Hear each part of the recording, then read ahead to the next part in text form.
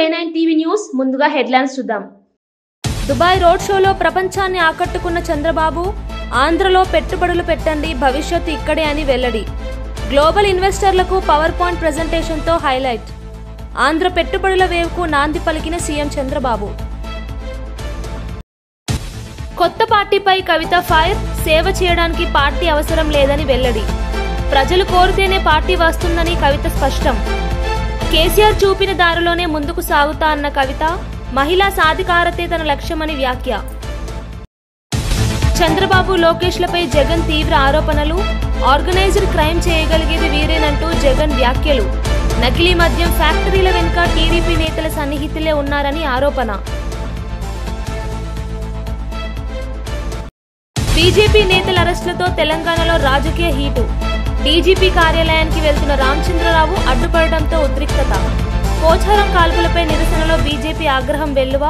ప్రభుత్వం దుర్వినియోగం చేస్తుందని బీజేపీ ఆరోపణలు. కొత్త పార్టీ స్థాపనపై వస్తున్న ప్రచారాలపై బీఆర్ఎస్ నేత కల్వకుంట్ల కవిత స్పందించారు. పార్టీ పెట్టడం కష్టం కాదని, కానీ ప్రజలకు సేవ చేయడానికి పార్టీ అవసరం లేదని స్పష్టం చేశారు. ఏపీలో ఇప్పటికే 3 ప్రాంతీయ పార్టీలు ఉన్నాయని గుర్తు చేశారు. ప్రజలు కోరితే కొత్త పార్టీ వస్తుందని, దానిలో పెద్ద ఇబ్బంది లేదని అన్నారు. ప్రజాసేవే తనకు ప్రధానమని పేర్కొని తండ్రి కేసీఆర్ చూపిన మార్గంలో నడుస్తానని స్పష్టం చేశారు. తెలంగాణ అభివృద్ధి, మహిళా సాధికారత తన ప్రధాన ధ్యేయమని చెప్పారు. ఈ వ్యాఖ్యలు కొత్త రాజకీయ చర్చలకు దారితీశాయి. రాజకీయ సమీకరణలు ఎట్లుండాలి, తద్వారా తెలంగాణ ప్రజలకు ఏ విధంగా బెనిఫిట్ పొందాలనే అంశాలు ఆనాడు మాట్లాడినా, ఈనాడు కూడా మేము ఒక సివిల్ సొసైటీ ఆర్గనైజేషన్ గా ఉన్నప్పటికీ రాజకీయాలు పుష్కలంగా మాట్లాడతాం. రాజకీయాలు మాట్లాడి ప్రజలకు మేలు చేయాలంటే పార్టీ ఉండాల్సిన అవసరం లేదు. పార్టీ రావాలని ప్రజలు కోరుకుంటే తప్పకుండా వస్తుంది. దాంట్లో పెద్ద ఇబ్బంది ఏం లేదు. పక్కనున్న ఆంధ్రప్రదేశ్ లో 2 పార్టీలు ఉన్నాయి, తమిళనాడులో 2 ప్రాంతీయ పార్టీలు ఉన్నాయి, ఆంధ్రప్రదేశ్ లో 3 ఉన్నాయి, అట్లనే కేరళలో అయితే గల్లీకోటు ఉంటుంది. పార్టీలు ఉండడం లేకపోవడం పెద్ద విషయం కాదు. జాగృతి పార్టీగా మారడం కూడా పెద్ద విషయం కాదు. కానీ దానికి కూడా ఒక సమయం, సందర్భం, ప్రజలకు అవసరం. అల్టిమేట్ గా నాకేం లాభం ఏ పార్టీ, ప్రజలకు లాభం కావాలి, మా కోసం కాదు కదా పార్టీ కోసం. సో దానికోసమే ఈ పర్యటన చేస్తా ఉన్నాం. ఈ పర్యటనలో మళ్ళీ మీ దగ్గర కూడా వస్తాం. అప్పుడు మళ్ళీ మిమ్మల్ని కూడా కలుస్తాం. మీ సలహాలు ఇవ్వాలి, ఎట్లా మన యాదాద్రిని డెవలప్ చేసుకోవాలి అని దాని నుండి ఒక ఆలోచన తీసుకుంటాం. జై తెలంగాణ. దుబాయ్ వేదికగా ఆంధ్రప్రదేశ్ పెట్టుబడుల సాధన రోడ్ షో నిర్వహించిన సీఎం చంద్రబాబు రాష్ట్ర అవకాశాలను ప్రపంచానికి పరిచయం చేశారు. పరిశ్రమల అభివృద్ధి, ఐటీ, విద్యుత్, మౌలిక సదుపాయాలు, లాజిస్టిక్స్ రంగాల్లో పెట్టుబడులు పెట్టాలని పిలుపునిచ్చారు. పెట్టుబడిదారులకు భరోసా కలిగించే విధంగా పవర్ పాయింట్ ప్రెజెంటేషన్ ఇచ్చారు. రాష్ట్రంలో ఉన్న land bank, single window clearance విధానం, స్థిరమైన పాలన వంటి అంశాలను వివరించారు. ఈ రోడ్ షోలో ప్రపంచ వ్యాపారవేత్తలతో చర్చలు జరిపారు. ఆంధ్రప్రదేశ్ లో పెట్టుబడులు పెట్టడం భవిష్యత్తులో దేశ ప్రగతికి దోహదం అవుతుందని సీఎం పేర్కొన్నారు. I request our friend to bring here every person with proposal, at least one proposal. Seeing is belief. Come to Andhra Pradesh. You have seen my track record even earlier. We won't disappoint you. We will service at most efficiently. Once you decide to invest in Andhra Pradesh, it will be our project. That means investor and government project. We will do everything possible to complete your project, and we will nurture continuously. It is a win-win situation. So I am requesting all of you, as on today, if you see, nearly 10 lakh crores, more than 10 lakh crores investment has come as on today. 11 lakh crores investment has come. Another 5 to 6 lakh crores on pipeline. That is the credibility we are having. Lot of opportunities. We are preparing all projects. Anybody is having any doubt, we will give you projects also in different sectors.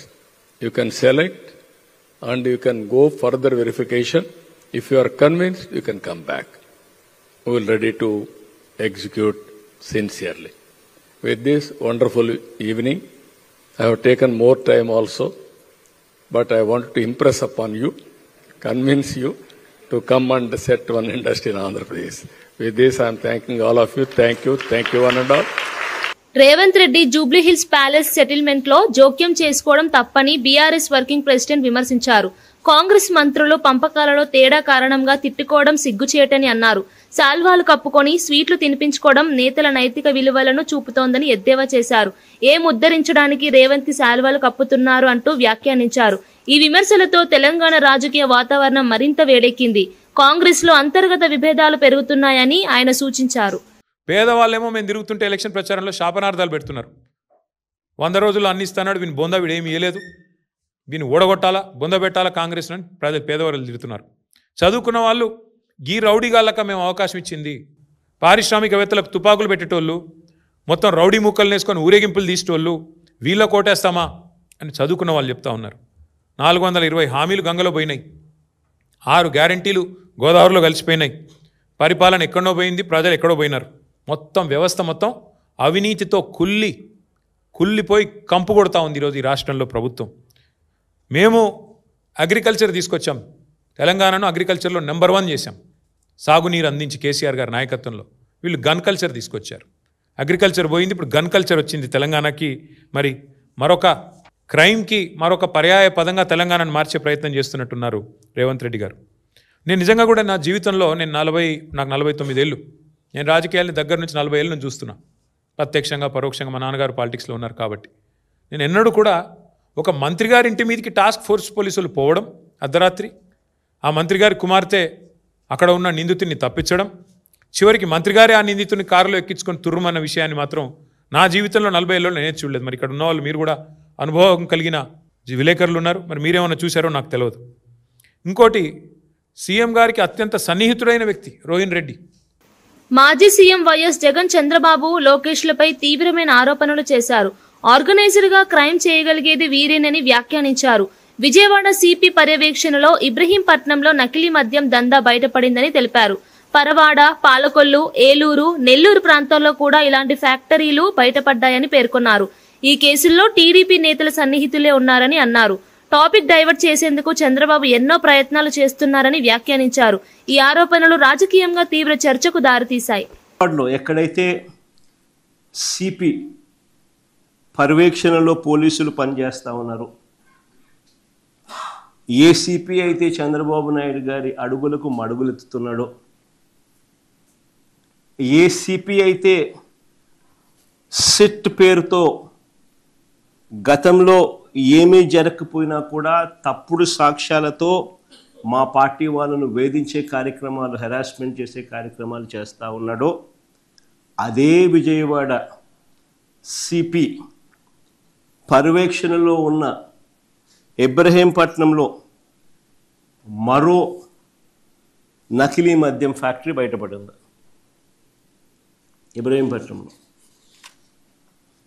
ఇబ్రహీంపట్నంలో దొరికిన నకిలీ మద్యం దాదాపుగా 27,224 బాటిళ్ళు. రాష్ట్రంలో ఇక మిగిలిన చోట్ల ఇంకా కాస్త ముందుకు పోతే రాష్ట్రంలో ఇక మిగిలిన చోట్ల అనకాపల్లి జిల్లా పరవాడలో ఇలానే మద్యం ఫ్యాక్టరీ బయటపడింది, అమలాపురంలో ఇలానే మద్యం ఫ్యాక్టరీ బయటపడింది, పాలకొల్లులో ఇలానే మద్యం ఫ్యాక్టరీలు బయటపడ్డాయి, ఏలూరులో ఇదే మాదిరిగానే బయటపడ్డాయి, రేపల్లెలో ఇదే మాదిరిగానే బయటపడ్డాయి, నెల్లూరులో ఇదే మాదిరిగానే బయటపడ్డ పరిస్థితుల మధ్య ఈ నకిలీ మద్యాన్ని తయారీకి మొత్తం కూడా పరిగణలోకి తీసుకుంటే రాష్ట్రంలో కొన్ని లక్షల బాటిళ్ళు వీళ్ళు తయారు చేసేది వీళ్ళే, డిస్ట్రిబ్యూషన్ నెట్వర్క్ ద్వారా వీళ్ళకి సంబంధించిన ప్రైవేట్ మాఫియా షాపుల్లోకు, వీళ్ళకి సంబంధించిన బెల్ట్ షాపులకు, వీళ్ళకి సంబంధించిన పర్మిట్ రూములకు, ఇల్లీగల్ పర్మిట్ రూములకు అన్నిటికీ కూడా వీళ్ళే డిస్ట్రిబ్యూట్ చేసి అమ్ముతామన్న ఫోటోలు. ఆ ఫోటోలు ఒకసారి చూపించామా, మళ్ళీ ఒకసారి రీకాల్ చేద్దాం ఒకసారి.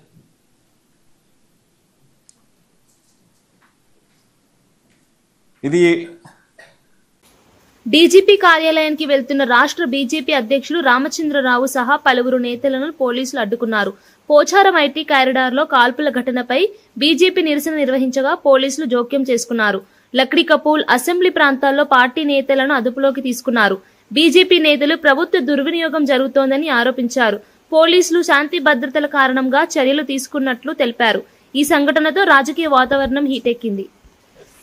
దాన్ని ఖండిస్తూ ఈరోజు డీజీపీ గారికి మేము ఈరోజు మెమోరాండం ఇవ్వడానికి పోతున్నాం. రేవంత్ సర్కార్ ఇది రేవంత్ దీన్ సర్కార్ అయింది. ఎంఐఎం ని పోషించి ఎంఐఎం కార్యకర్తలు ఎంఐఎం గూండాలు భారతీయ జనతా పార్టీ కార్యకర్తల మీద గోరక్షకుల మీద ఈ రకమైన తుపాకీ దాడులు చేస్తున్నారు. దీన్ని భారతీయ జనతా పార్టీ ఖండిస్తారు. తెలంగాణలో రేవంత్ దీన్ సర్కార్ వచ్చినప్పటి నుంచి ఎంఐఎం ఒక కార్యకర్తల ఒక ఏవైతే అత్యాచారాలు అరాచకాలు పెరుగుతున్నాయో దీన్ని భారతీయ జనతా పార్టీ ఖండిస్తా ఉంది. ఈరోజు పోలీసుల రాజ్యము పోలీసులు పట్టించుకోక ఈ రోజు ఇటువంటి పరిస్థితి తెలంగాణలో ఉంది. దేశంలో అరెస్ట్ అయిన 8 మంది ఆంధ్ర మత్స్యకారుల విషయంలో జనసేన ఎమ్మెల్యే లోకం మాధవి స్పందించారు. సీఎం చంద్రబాబు వెంటనే చర్యలు చేపట్టాలని ఆదేశించారని తెలిపారు. అంతర్జాతీయ బోర్డర్లో చిక్కుకున్న వారిని వెనక్కి తెచ్చేందుకు కనీసం 60 రోజులు పడుతుందని వివరించారు. బంగ్లాదేశ్ అధికారులతో సంప్రదింపులు జరిపి కుటుంబ సభ్యులు వారితో మాట్లాడేలా చర్యలు తీసుకుంటామని చెప్పారు. బాధితులను ఆరోగ్యంగా తిరిగి తీసుకురావడం తన బాధ్యత అని స్పష్టం చేశారు. ఈ వ్యాఖ్యలతో కుటుంబాలకు ఆశ కలిగింది. మాధవి మాటలు మానవతా విలువలను ప్రతిబింబించాయి.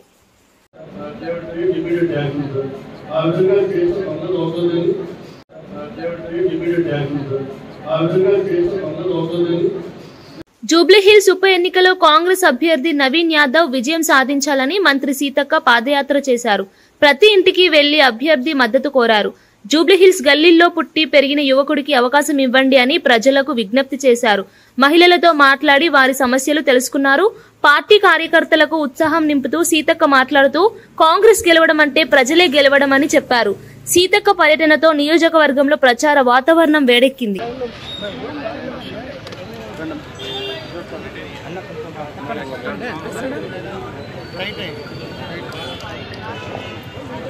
హైదరాబాద్ శివారు పోచారం ఐటీ కారిడార్లో జరిగిన కాల్పుల ఘటనలో రాచకొండ పోలీసులు 24 గంటల్లో కేసు ఛేదించారు. ఇబ్రహీం ఖురేషీ, మహమ్మద్ మోసిన్, కురువ శ్రీనివాసులను అరెస్ట్ చేశారు. హనీఫ్ ఖురేషీ పరారీలో ఉన్నాడు. నిందితుల వద్ద నుండి country made pistol, Swift car, 3 mobile స్వాధీనం చేసుకున్నారు.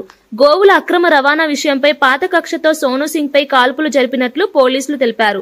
బాధితుడు యశోద ఆసుపత్రిలో చికిత్స పొందుతున్నాడు. రాచకొండ సిపి ప్రజలకు శాంతి భద్రతను కాపాడాలని విజ్ఞప్తి చేశారు. ఇట్లా నాకు ప్రాబ్లం వస్తుంది ఊరికే అంటే ప్రొటెక్షన్ కావాలంటే అతను ఇల్లీగల్ గా ఒక వెపన్ పంపించడం జరిగింది. మానిటరీ ట్రాన్సాక్షన్ లేదన్నాడు. But will get that accused and verified. అది మన ఆరాంఘర్ లో ఒక డ్రైవర్ ద్వారా పంపించాడు. ఆరాంఘర్ లో ఉన్న డ్రైవర్ ద్వారా తీసుకోవడం జరిగింది. That is what is contemplating. Prashant వల్లనే వచ్చింది, మీ వల్లనే నాకు అయింది అనేది వాళ్ళ గొడవ మూల కారణం. అది bone of contention is that. వాళ్ళిద్దరి మధ్య రావడానికి కారణం అది.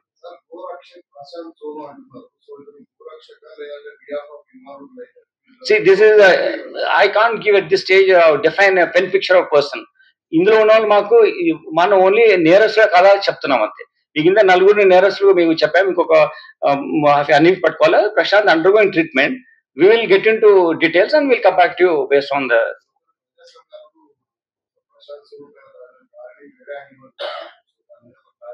So I can't speak on everyone's pressure groups questions కి ఆన్సర్ చేయను. నేను ప్రొఫెషనల్ ఇన్వెస్టిగేట్ చేస్తాను. I'm only following professional investigative endeavors, so that when I'm talking this, I have talked to my officers many times. Kabatti ee time lo this is not a platform to share my views. I don't have any views on this. No expressions personal way. I'm only handling this issue professionally, and I'll certainly do it, and I'll certainly tell the court, honorable court, in mottam record submit chestanu. At appropriate time certainly we'll so much I reveal to you. It is not that we have not told about what happened any time వచ్చారు, ఏ టైంలో వచ్చారని చెప్పారు. కానీ without evidence నేను ఏమీ మాట్లాడదలుచుకోలేదు. And certain issues which I need to tell only honourable court, I tell honourable court only through my investigating officers. Interaction వాళ్ళు ఉన్నారు. వాళ్ళు స్ట్రేంజర్స్ కాదు. డిఫరెంట్ పర్స్పెక్టివ్ లో different contradictory systems lo unna gani a dichotomy is existing. Their activities ki, their interactions ki, there's some kind of dichotomy is there, some kind of issues which we need to further dwell into it, further go into investigation. ఇంకొక accuse పట్టుకుంటాం, ఇంకా మాకు time ఉంది, today evening వరకు, రేపు morning 4 వరకు మేము వీళ్ళని రిమాండ్ చేయడానికి టైం ఉంది. ఇంట్లో కూడా మేము ఇంకా సైంటిఫిక్ ఎవిడెన్స్ కలెక్ట్ చేసి ఏదైతే కరెక్ట్ గా క్లియర్ గా ఉన్న ఇంటరాక్షన్ మాకు ఆల్రెడీ వీళ్ళని అక్యూజ్ వీళ్ళు చేసినటువంటి స్టేట్మెంట్స్ మేము కోర్టు వారికి ఇస్తాం. వాళ్ళు ఇచ్చినటువంటి ఎవిడెన్స్ మాకు ఉంది. దీన్ని కొరాబరేటివ్ గా కూడా ఇంకా ఎవిడెన్స్ తీసుకొని మేము చెప్పడం జరుగుద్ది. బట్ దిస్ ఈజ్ నాట్, వీళ్ళు ఎవరో స్ట్రేంజర్స్ కాదు, సడన్ గా కొట్టుకొని అట్లా ఇన్సిడెంట్ అనేది కాదు. కావాలని కలిసి ఒక దగ్గర మీటింగ్ పెట్టుకున్నాను చెప్పి ఒక మీటింగ్ టైం ఇచ్చి గంట సేపు మీటింగ్ అయిన తర్వాత ఇన్సిడెంట్ జరిగింది. టోటల్ ఇన్వెస్టిగేషన్ డీటెయిల్స్ నేను మీకు రివీల్ చేయను ఇప్పుడు. But these are things I told you. ఎప్పుడెప్పుడు కేసులు అయినాయి, ఎప్పుడెప్పుడు ట్రాకింగ్ జరిగింది, ఆ టైంలో మనకు ఇన్ఫర్మేషన్ ప్రకారం కేసులు లేవు. ఈరోజు ఈ ఇన్సిడెంట్ అయినా కానీ ఇంతకుముందు జూలై నుంచి కూడా వీళ్ళకు మనకున్న ఇప్పుడు ఇన్ఫర్మేషన్ ప్రకారం ఇంకా మేము ఫర్దర్ డీటెయిల్స్ గా వెళ్ళాల్సి ఉంది. వీటిని చూసుకుంటే ఇంకా చాలా ఇంటరాక్షన్స్ మాకు వస్తాయి. సో నేను కోరుకునేది ఏంటంటే we also come to office, అక్కడ గోశాల నమస్కారం వెహికల్. మంత్రి నారా లోకేష్ ఆస్ట్రేలియాలోని టాస్మానియా యూనివర్సిటీ ప్రతినిధులతో భేటీ అయ్యారు. ఫార్మసీ, పారామెడికల్ కోర్సుల్లో పాఠ్య ప్రణాళికల అభివృద్ధి కోసం సహకారం కోరారు. గ్రామీణ ఆరోగ్య సంరక్షణ, తాగునీటి సరఫరాపై ఉమ్మడి పరిశోధనలు చేయాలని విన్నపం చేశారు. అంతర్జాతీయ విద్యా భాగస్వామ్యాలతో రాష్ట్ర విద్యా నాణ్యతను పెంచడమే లక్ష్యమని పేర్కొన్నారు. విద్యార్థి మార్పిడి, ఫ్యాకల్టీ ట్రైనింగ్ వంటి ప్రణాళికలపై చర్చించారు. ఈ సమావేశం ద్వారా ఆంధ్రప్రదేశ్ ను గ్లోబల్ ఎడ్యుకేషన్ హబ్ గా తీర్చిదిద్దేందుకు దిశానిర్దేశం చేశారు.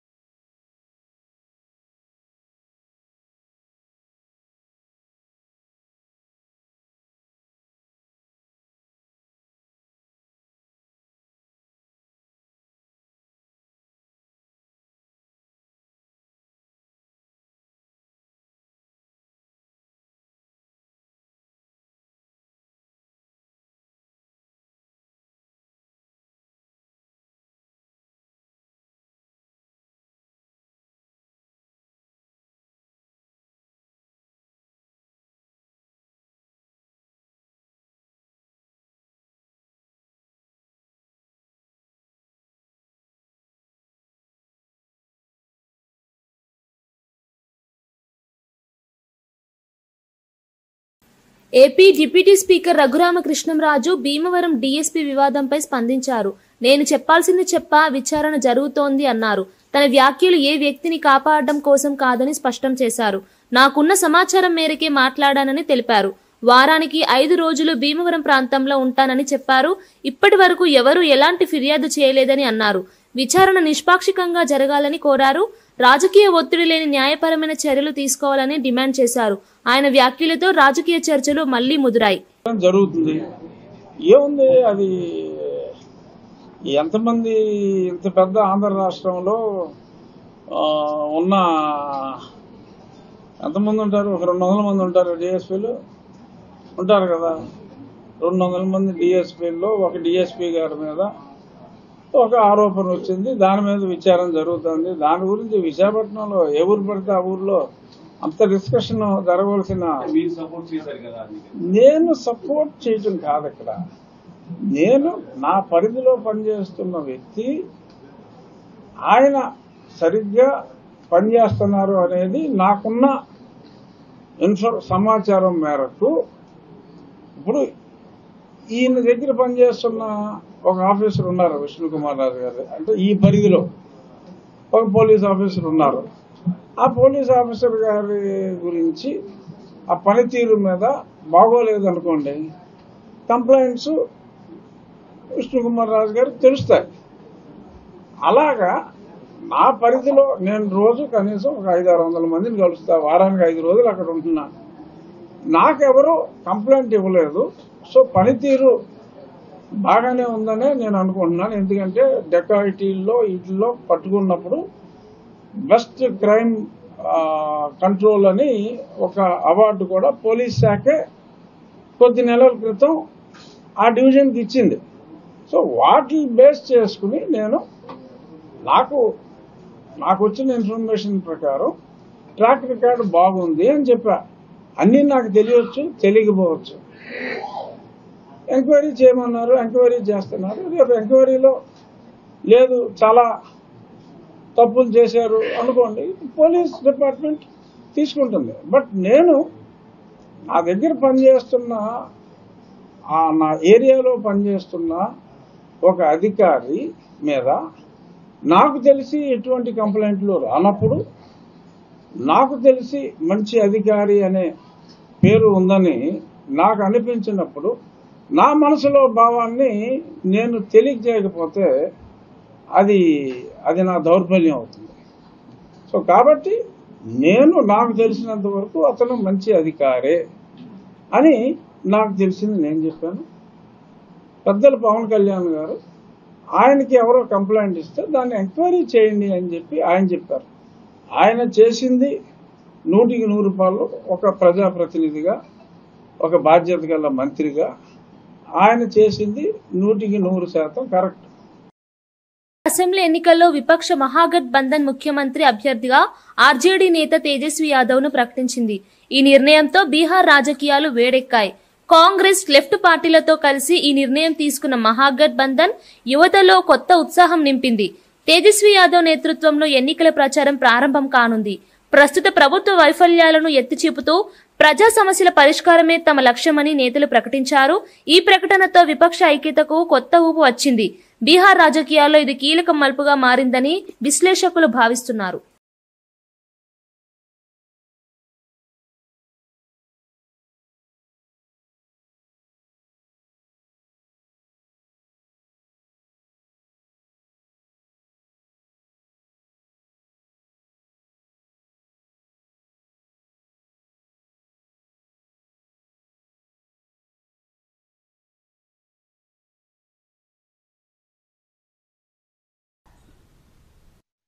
ये कह सकता हूं खड़गे साहब, राहुल गांधी जी और तमाम जो साथी बैठे हमारे, इन सब की राय लेकर के हम लोगों ने तय किया है इस चुनाव में अगले मुख्यमंत्री चेहरे के रूप में तेजस्वी यादव जी को हम लोग सपोर्ट करते हैं, जो एक नौजवान है, लंबा फ्यूचर है इनके साथ में।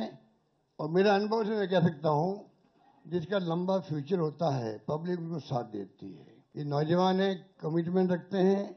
पिछली बार भी जो उन्होंने स्लोगन दिए थे, नौकरी के दो या कोई दो, या जो वादे किए थे उसमें खरे उतरे। బీఆర్ఎస్ అధినేత కేసీఆర్ అధ్యక్షతన ఎర్రవల్లిలో పార్టీ సన్నాహక సమావేశం జరిగింది. జూబ్లీహిల్స్ ఉప ఎన్నికల వ్యూహం, ప్రచార విధానం, పార్టీ బలోపేతం వంటి అంశాలపై చర్చించారు. కేటీఆర్, హరీష్ రావు, కవితతో పాటు సీనియర్ నేతలు హాజరయ్యారు. కేసీఆర్ ఇన్ఛార్జీలకు స్పష్టమైన సూచనలు ఇచ్చారు. ప్రజా మద్దతు పెంచేందుకు మీడియా, సోషల్ మీడియా వ్యూహాలను సమీక్షించారు. ఫీల్డ్ రిపోర్టుల ఆధారంగా అభ్యర్థుల బలహీనతలను గుర్తించి సరిదిద్దే చర్యలు చేపట్టాలని ఆదేశించారు.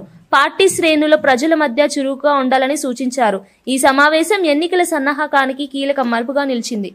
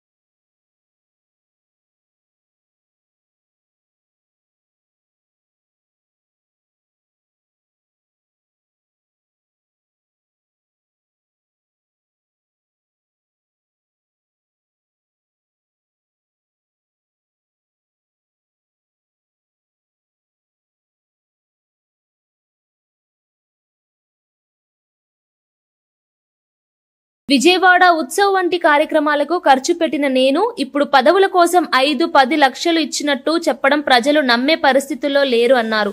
తిరువూరులో ఎవరి పంచన చేరి కాపురం చేస్తున్నారో అక్కడి ప్రజలకు బాగా తెలుసని వ్యాఖ్యానించారు.